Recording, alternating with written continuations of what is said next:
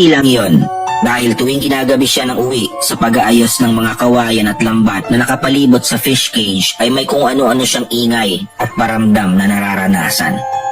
Sa loob ng isang dekada niyang binabantayan yon ay noon lang siya nakaranas ng ganong mga insidente. Minsan nga ay doon pa siya natutulog sa gitna ng lawa, ngunit payapa naman ang kanyang buong magdamag. Isang araw, ginabi si Gilbert sa pagpapalit ng kawayan sa isang bahagi ng fish cage.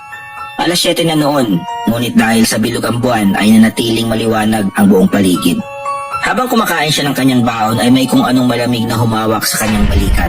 Tila nagiyelong kamay ang humawak sa kanya. Lumaki ang kanyang mga mata sa gulat. Noong lingunin niya iyon, ay wala naman siyang nakita. Tumindig ang kanyang mga balahibo at dali-daling sumakay ng kanyang bangka upang umuwi.